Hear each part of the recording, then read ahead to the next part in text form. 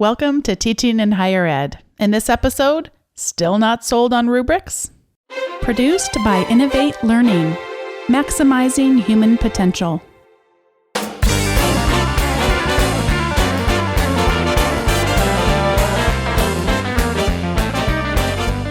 Welcome to this episode of Teaching in Higher Ed. This is the space where we explore the art and science of being more effective at facilitating learning. We also share ways to increase our personal productivity approaches so we can have more peace in our lives and be even more present for our students. In this episode, I want to start and go way back when I first started teaching to the most beneficial book I probably read for the first couple of years, The Introduction to Rubrics. And Dave is joining me today, by the way, again, in our second episode of Teaching in Higher Ed. Dave, thanks for being here. Apparently I did okay on the first episode. I've been invited back for a second. In case you didn't listen to the first one, spoiler alert, he's my husband. I'm glad to be your husband, even more so than I'm glad to be on this show. So when I first started teaching in higher ed, I actually don't remember, it might have been my second year or so, was introduced to the idea behind rubrics and found, because whenever I have trouble with how do you do something, what's the best way to do it, I often go to books. You do, and you were so excited about this rubric thing with this book forever and ever and ever, and I was like, what on earth is this rubric thing about? Because you kept telling me about rubrics and rubrics this and rubrics that, and I was like, what on earth is even a rubric? What's a rubric? What is it? So the book is Introduction to Rubrics, and the subtitle is great. An assessment tool to save time grading. By the way, that's going to be a key point for anyone listening that would like to save time and is not using rubrics right now. Convey effective feedback and promote student learning. And there's a link, by the way, if you'd like to check this book out on Amazon, there is a link on the show notes. That's at teachinginhighered.com/2. So feel free to go there to comment on this episode and to have a link over to that book. So I read it, and it's a wonderful thing. It's actually been republished since I read it. This was the early 2000s that the first publication came out, but I saw that they have redone it again in the last couple of years. So probably worth me even getting the latest copy because it was really great. And so my first introduction to rubrics were ones that were done really well.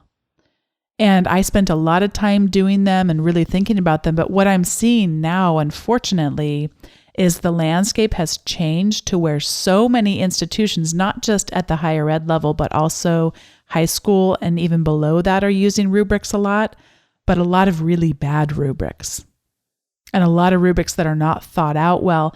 And so our students are sometimes getting accustomed to the fact that they're not going to give them a good idea of what the expectations are and that they're not going to give them feedback. And then a lot of times our faculty aren't really taking them very seriously either. And I know for myself, I have this debate on somewhat of a regular basis with the colleagues that I work with regularly, and some of them really have a lot of resistance to them. I would actually say the majority of them have a resistance to using rubrics. And the first reason for resistance tends to be what I call the Supreme Court version of it. And it's, well, I don't want to tell them what it is I'm looking for. I'll know it when I see it. And I don't know if you remember that, Dave. That was back in the Supreme Court talking about pornography. I remember. What's considered pornography. And one of the justices was it? Oh, I don't remember that. Might have been Scalia. I'll know it when I see it. Kennedy? It's not. No, it's someone who's not on the court anymore. I don't remember the details, but I'll know it when I see it.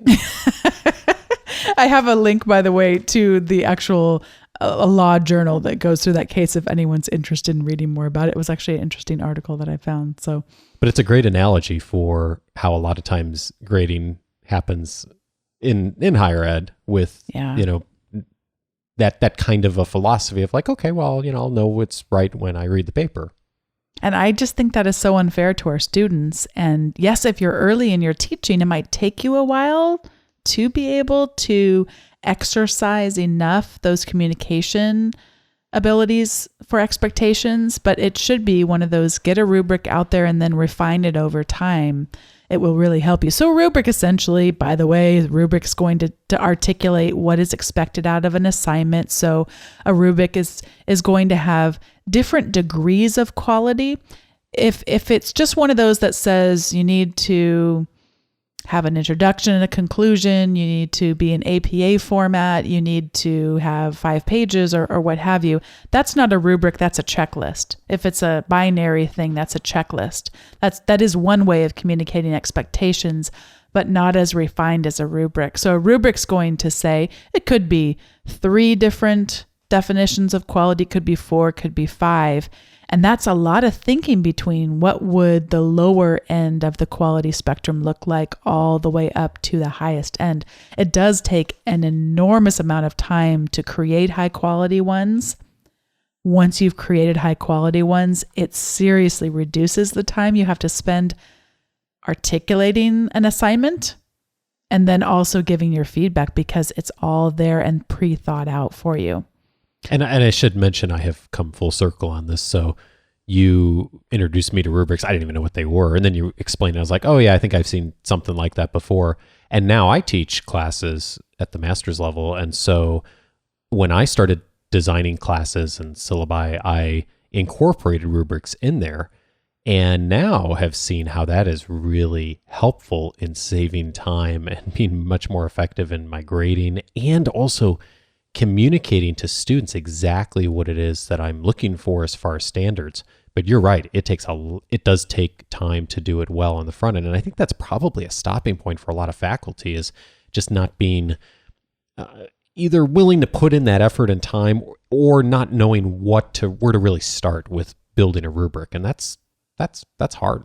The second objection that I hear the most often is people that say, well, there's so many people when I teach in business and management. And so there's so many people when they go out into the business world who aren't going to communicate their expectations to them. They have to get used to it. They have to get used to not knowing what the manager's looking for and just working under those conditions. And I think that's like you being a psychology professor and teaching your marriage family class and saying, well, there's so many bad marriages out there. They end in divorce, terrible communication. So you really need to not be a good communicator as or don't bother getting to be a good communicator, because it's not going to do you any good anyway. Exactly. So I think that's quite not what our students need. More from us than that. They need to have us, yes, communicating perhaps better than their managers one day will, to help build their skills in these key areas. And so part of that, I think our role is really being good at communicating expectations and not having there be so many surprises around the grading process. I see rubrics as a teaching instrument. So it helps them know what good looks like on a particular assignment around a certain learning outcome. And then it helps them know what to aim for, and then to have good feedback when they hit the mark or when they don't. So let's dive in, Dave, to looking at a framework around rubrics. And I'm going to actually use a framework from a guy named Harold Jarkey, who is an expert in personal knowledge management. And we'll be talking about personal knowledge management down the line in future episodes. But one of the things he describes is a way of cultivating knowledge. So I'm going to use his way of cultivating knowledge specifically now around rubrics. So he says we seek knowledge, we make sense of knowledge, and then we share that knowledge. So I'm going to talk about how do you seek out different rubrics, how do you make sense of them and really have them make the biggest impact to you, and then how I would encourage people to share their rubrics. So to start out with, as far as seeking, I did mention it's really tough to make an effective rubric, but the good news is there are so many fabulous ones already out there. I can't even fathom that so many people are so gifted at this and then so willing to share what they've come up with as well. So a couple of them that are in the show notes that you should go over and check out are the AACU value rubrics. And these are from I'm forgetting the acronym AACU. It's the academics. It's like the representation of all professors in America. He's got it there. Association of American Colleges and Universities. I really should have known that one. I panicked under the pressure. And the value rubrics help you articulate around a lot of what would be the general education type of overarching learning outcomes for a college degree. But it wouldn't even matter if you're teaching in a specific type of discipline. You'll likely find something there that you can make use of. And the nice thing is you can adapt any of their rubrics. So it's a good starting place around some key skills. For example, writing skills, oral presentation skills, et cetera, et cetera. So some really broad areas, and then you can take them and make them specific to your given assignment and the skills you're trying to build and the knowledge. And there are some elements of rubrics that do stay similar in a lot of, think of like writing a paper or something. There are some rubric elements that I've used in every rubric. And I know for me, one of the things that was really helpful as I finally learned what a rubric was, and then like, oh, this would actually be helpful when I do some teaching. Looking at other rubrics was helpful as a starting point of thinking, okay, what would I want to include? What would I not include? And then I looked at a bunch of yours, which was a great starting point. I was like, oh, this is good. Oh, I think I want to tweak that for my class because I, am expecting a slightly different standard in this particular area. So seeing examples that are good ones to start off with is a really good place to start. So you'll know when you see it. Yeah, oh, exactly. And by the way, there are tons of bad rubrics out there too. So I'd encourage you to use the show notes links because a lot of these are good and they're good starting places. So at least you know what great looks like when it comes to a rubric. I know what great looks like. That's why I married you. Oh, there you go. There you go. Oh, so sweet.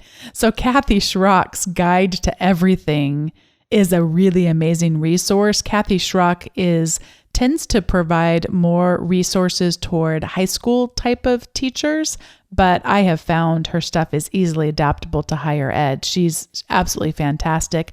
And she has a whole section on rubrics. And if you go up there, your mind will just be blown. What are rubrics? Lots of different definitions, examples of rubrics, links to tools to help you create your own rubrics. She's got it all up there. So that's a wonderful resource for you to check out. And since it is the guide to everything, it covers all educational levels. There you go. Yeah. There you go. And lastly, on the Seek part, Wiggins, who I know Wiggins as the author of a book called Backwards Design. And he coined that phrase, thinking about when we design a course, we think about the end and we work backwards from there. That's hence the term backwards design. So he is a phenomenal blogger and has really some tremendous things to say about rubrics. And as I was going back and rereading, he's got a whole series on rubrics, thinking about just how we really do a disservice to our students when we don't communicate well, when we don't really think about communicating our expectations. And to him, the importance of delineating between different standards of qualities is something he really emphasizes. So he has in his second post in his series where he has some ability for us to go out and seek out different sources for rubrics. Next up, we have sense. So if you go out and you find a bunch of rubrics, my guess is if you're anything like me, you're not going to find the exact rubric that you're looking for at the very moment you sit down to write it. You might just be out there browsing, you find one, but you don't need it now, but you just want to hang on to it. So it's the idea of making sense of the tools that we're finding. And so a lot of making sense is saving things and creating them in a system that you'll be able to find them later on. So for me, I save a lot of web links, in this case, rubrics, using a bookmarking service called Delicious. Delicious, like the food is delicious, only in this case, the rubrics are delicious. So you go to delicious.com and you can create yourself an account there and install a button in your toolbar so that when you're on a site and you want to save something like a rubric, you just click on that button and type in some tags. And so I have, for anyone who visits the show notes for this episode, I have my delicious bookmarks for rubrics, and I've saved at least 100 of them over time, and they're all searchable too. So you can go to that link for my bookmarks for rubrics, and then within those bookmarks, you can even do a more refined search for what it is you're looking for. So I'd encourage you to check that out. I love these links sharing services because you can give as much access or not to other people. So you, for example, I think keep all of yours public. And so people can go online and see all the things you've saved in your bookmarks and access it. That's really cool. I use a similar service called Pinboard.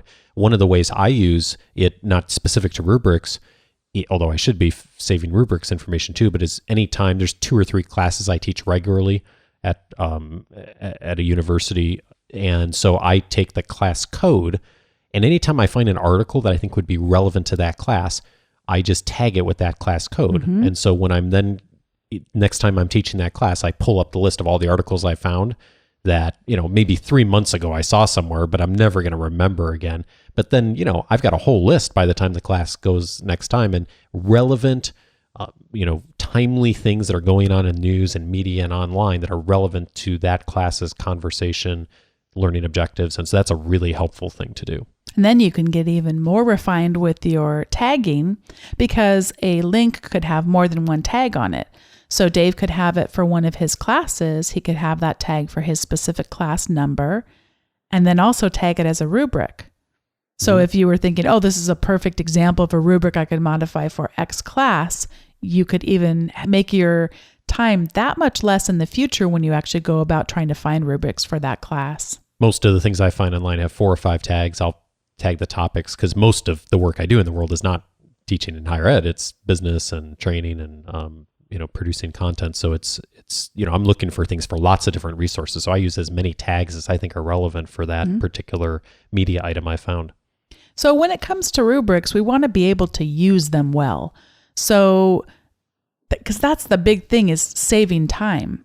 Once they're produced, then you go about being able to give feedback that's actually meaningful back to your students, but a lot faster too, because we don't have to say the same thing over and over again. And so the way I have found actually works for me for creating rubrics is to create them within Evernote. Evernote is a online cloud-based notebook service, meaning I can get it on my phone, on my iPad, on my computer, wherever I am, I can access it. And so I'll start there. Within a note, you can have a table in there. So I'll just go and have a table that has maybe 4 columns. The first column might be the attribute being described, such as formatting. And then the next column over would be excellent, and then mediocre, and then not so mediocre. And my descriptors go in there. I like using Evernote. The formatting isn't perfect when I'm in there, but if you ever do some serious writing, it's good to get your ideas out and not worry about formatting. So it's real simple. It's not perfect, but then I can copy and paste it into Word and then adjust the size of my columns and actually make it look really good. And so then I tend to take them over to Word, and then I save them as PDFs for students to be able to view them in advance. I don't save them as Word, I save them as PDF for students, but I save that Word file.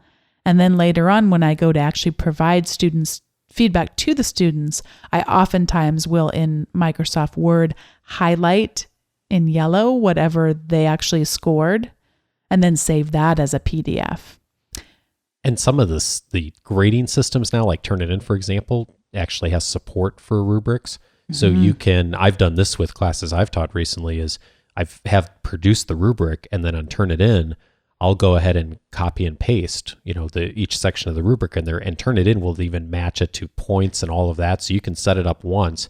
And then every time I teach that class, I'm always making small changes to the rubrics, but I'm not making major changes. So I can just go in, set it up, and then right away you can just click on how people, where people fall on each of the rubrics, and it calculates the grade automatically, and you can give audio feedback. It's just amazing what you can do. Turnitin has support for rubrics. Blackboard has support for rubrics. Moodle has support for rubrics. So if you use a learning management system at your institution, it's pretty likely that it has support for rubrics. And as Dave said, that makes it so easy to be able to just go in, click, click, click, and it does all the math for you. So if you've said formatting is worth X% of the grade, and this is weighted according to however many points, there's lots of different ways you can work out the math, but you work out the math in advance, and then it does all the mathematical tabulations for you. And I think that one of the objections probably faculty have to doing something like that is like, oh, it's way too automated. I want my grading to be more personalized in my feedback. For me, I find the exact opposite. By automating some of that part, not automating, but making it more structured, it allows me then to really put the effort into grading into the personal feedback. Because I always do it virtually, and I leave a 3-minute audio comment on almost everything I grade. And so, like, how did you score on the grammar section? I don't need to spend a lot of time talking about that because I indicate that on the rubric, and then I can really have a conversation with that person about what I really thought about their assignment beyond just what's on the rubric. And so that I find really opens up a lot of doors to invest more time into making it personal, and people really like that. Yeah, and I've had so many comments from undergraduates all the way up to the doctoral level who say being able to hear your voice made such a difference to me in receiving that feedback and it being that much more valuable to me. And so that's really an interesting, to me, commonality they all seem to have, just that sometimes, anything, we've all gotten the email that we think was intended one way and it turns out they didn't mean that at all. And so just being able to hear our voice, even if it's some tough feedback, I think really helps the communication transfer in the caring way with which we actually mean it. We really do want to give you feedback on your work and how to make it better in the future. So I think that's a helpful thing. Also probably a whole nother show, but it's amazing to me how often people tell me that they've never had a faculty member do it. People at the master's level, no one's ever recorded an audio or anything like that. And with today's technology, it's so simple to do. A colleague of mine used a tool called iAnnotate, which is an iPad app. And actually, Dave, would you look up to see if it also is on another platform while I talk about it? So it gives you the ability to produce all sorts of feedback, be it highlight, handwritten notes on their page of the students, and also a lot of audio feedback as well. It says get it on Google Play, which makes me think it probably has Android support, but I don't know the Google system well enough to know. That is correct. Cool. So at any rate, we are getting a little bit off topic, but in terms of just the feedback, I do think that Dave's right. There can be that objection of, oh, it's so impersonal, but really it frees up, without saying the same thing over and over again, to actually provide the richness of your feedback. And the one other thing that I started doing is using a tool called Tapes that lets you record what's happening on your screen, but there's a lot of them out there. So there is even Snagit is one that I've used for some years, where you just click and drag across part of your screen and then are able to create a little movie of what's there. So I'll do that with the rubric. I'll click and drag over the rubric after I've scored it and talk through it with the student. And I was just grading some infographics with my doctoral students, and I could bring up their infographic and talk through it with them on the screen, and then bring up the rubric and show them where I highlighted and why. So again, with that richness of feedback. Again, Tapes is not the only application that will do that for you, but that's just one that will allow you to do simple screencasting, capture your audio and whatever's happening on your screen. It's almost like a great adult version of show and tell, and then we can really, again, provide that much better feedback for students. And then the last piece is to share. Just like I mentioned, so many people share their rubrics, and I would encourage you to do so. I'd encourage you to be blogging about them, to tweet about them, and to really be as generous with the community of people out there in higher ed as people have already been before you started creating rubrics. And to that end, I plan on doing that and sharing the rubrics I come up with for my various classes on the Teaching in Higher Ed blog. So hope that you'll join us over there. I should give you some of mine to share with people too, either on the links here or on the blog. That'd be cool. Sounds great. And now is the part in the show where we recommend an ed tech tool. And I was coming downstairs. I had already texted Dave saying, hey, are you ready to record? And he said, yeah. And the name of the company changed, so I caught it just in time. So it used to be called Remind 101, and it is now called remind.com. This is a wonderful service that originally looks like it was designed more for the elementary grades because it involves communication with not just students, but really with parents. But it's a communication tool that allows you to send out text messages to remind people about stuff, to remind students and again, to communicate with parents, that kind of thing. And it's evolved over time and really become so integrated with my teaching. So what happens is I go up there and I have an account on remind.com and I create a class. Let's say it's Introduction to Business, and I've got that class up there. Then when my students come the first day of class, I have a little code that they just text to. That's all they have to do with their phones is just text to this code. And then it texts them back, asks for their name. And I don't ever see their cell phone number. They don't ever see my cell phone number. But throughout the semester, I can send, using the app or on the web, it's either one I want to, a quick reminder to any of my classes with just a couple of taps on my iPhone or a couple clicks of my mouse on my browser. And they just started adding support for pictures, which just really expands the possibilities there even more. Whether we just want to capture a memory from the class or something on the whiteboard or a PowerPoint or even a handout could be sent that way as well. So that's remind.com. Would encourage everyone to check it out. And it's just an easy way to communicate with students without them having your cell phone number. I am looking forward to trying that in a future class. I've been putting off implementing that, but it just sounds so cool and gives people so many options to be able to connect and get class announcements out. So would you like me to share one? Yes. Okay. So my resource, I'm actually going to go back to tapes because I think you captured a part of what tapes is great for. What is really cool about it, there's a lot of apps that do screen sharing, screencasting stuff.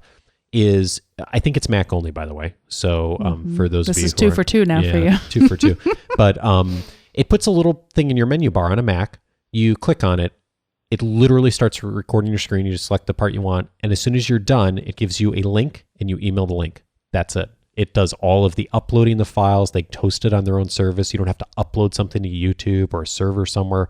It is really simple to use. That's why it's such a powerful tool. And it's great if you need to show someone how to do something. So I definitely recommend it for that. Yeah, a student could just email you and say, how do I do this? And you, instead of trying to write it all up, you just show them and it copies it to your clipboard and off you go. You're off and running. Speaking of off and running, we have a date with some kids we do. in a little bit here. So it's time for us to get off and running. In 1 minute. Exactly 1 minute. Good Nothing timing, like going right up to the wire. Thanks so much for listening today to the Teaching in Higher Ed podcast. I am Bonnie. And I'm Dave. And you can find us on teachinginhighered.com/2, right? For the notes for this second episode. one. We hope you'll go up there and comment. Let us know what questions you have or what you'd like to contribute to the community. Thanks, everyone. Have a great week.